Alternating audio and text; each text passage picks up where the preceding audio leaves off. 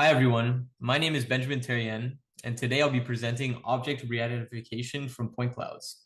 This is joint work with my co-authors Chengjie, Adrian, and my advisor Krzysztof from the WISE lab at the University of Waterloo. In this work, we established the performance of neural networks trained for object re-identification on large-scale point cloud datasets relative to the performance of image re-identification. Re-identification is a core component in many application domains such as surveillance, autonomous driving, robotics, retail analytics, and many more. But why should we leverage point clouds for object re-identification if image or object re-identification from point clouds if image re-identification is already so highly performant? Well, first, depth sensors are becoming increasingly prevalent for autonomous robots, some of which are not equipped with any camera sensor. Moreover, other vehicles are equipped with a limited FOV in camera, whereas they perceive 360 degrees in LiDAR. In these two cases, it is trivially beneficial to leverage the LiDAR modality as it allows you to see more of the visible area. However, even systems with both sensors covering 360 stand to benefit from the added complementarity, diversity, and redundancy of processing point ReID features from point clouds, right? So incorporating LiDAR scans for object re-identification adds 3D shape and depth information that is unavailable to cameras. Moreover, incorporating LiDAR scans increases the redundancy of the system. If a camera sensor is to fail, the LiDAR information can be used.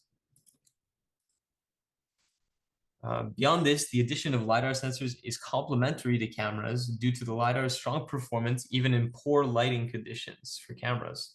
So this is especially the case at night, where cameras have difficulty picking up on vehicles that are perhaps far away, whereas LiDARs work very well, just as well in dark as they do in light.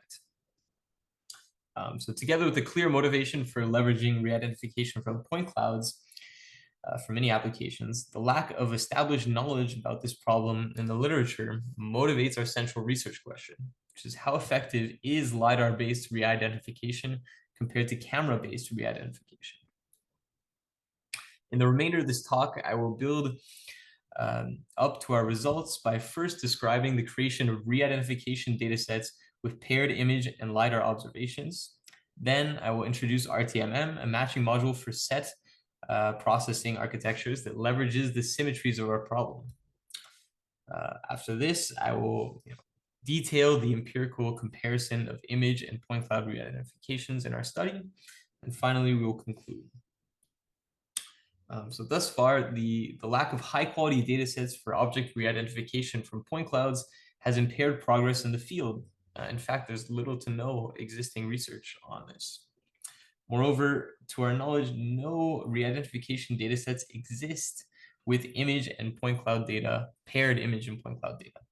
So to overcome this obstacle for the community and answer our research questions, we created two object re-identification datasets from the popular Nuisance and Waymo autonomous driving datasets by extracting object observations from them. So be sure to check out our GitHub repository here, which contains those data sets, which are free to use, of course, and all the code for our research. So to extract these samples, we use pre-trained object detectors to create realistic bounding box noise. So given the predictions from these object detectors on each data set, we extract point cloud observations by taking points within each box, rotating and translating them so that the box is centered at 0, 0 and facing a canonical orientation. Corresponding image observations are extracted by projecting 3D bounding boxes onto the image and cropping the object from within them. We extract true positive and false positive object detections. These essentially, this results in a combinatorially large data set because each sample consists of a pair of observations. Each unique object will have a number of observations associated to it. This is because the nature of the data is sequential, and so given the tracking labels, one can extract a sequence of observations of the same object throughout the data set. So positive pairs are created by combining two observations of the same object, while negative pairs are created by combining distinct observations of the same predicted class. Yeah, and so one thing to note is that this process of creating the data sets actually creates a very large number of samples, very large number of positive samples, and even larger number of negative samples, meaning that it's difficult to train on the entire data set. So given that we have these data sets, now it's important to have an efficient neural network architecture for re-identifying objects from point cloud observations. So few existing works actually consider this problem. However, 3D single object tracking considers an analogous problem which compares a template to a much larger search area. While these works provide a method for explicit comparisons between point clouds, which is good and similar to what we want, they consider an asymmetric matching problem where the template is much smaller than the search area.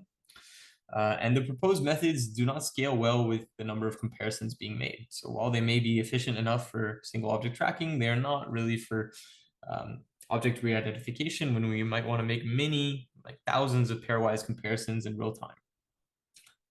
So this previous work is kind of slow and asymmetric and slow compared to what we propose, which is outlined on this slide. This is a depiction of RTMM's architecture, which stands for real-time matching module. And this corrects the asymmetry by allowing both sets of points to jointly attend to one another. It also happens to be much more efficient to perform a forward pass through RTMM than previous work. So RTMM is the matching module that we use throughout our experiments. We use it both with point and image baselines so that they have the same matching module. This is accomplished by replacing f theta here with either a point processing backbone or an image processing backbone such as VIT. VIT also outputs a sequence, so it can be trivially used with RTMM. So the results comparing image re-identification to point cloud re-identification. We observed that while the image model outperforms the point cloud models on both data sets, so 13% decrease in performance for point models on new scenes and 6% on Waymo, the increase in sensor resolution between the two data sets significantly decreases this gap, leading to a 7% improvement in relative performance. We believe that this will continue to improve as LiDAR technology advances. For instance, the reason for the gap, first of all, between these two data sets and why performance improves on Waymo is in fact because the Waymo's LiDAR sensors are much higher resolution than those on the new scenes vehicle. But the top-mounted LiDAR on the Waymo vehicle is still 64 beams, which is half of what is currently state-of-the-art in LiDAR sensors. And we believe this will continue to advance. And so performance can really increase here. Beyond this, given the very large scale of our data sets, we want to see if we could train the models for longer and estimate kind of the upper bound of performance, or how much performance is attainable within a reasonable amount of compute. So for this experiment, we trained models for 400 epochs, 800, 1600, and 3200 epochs.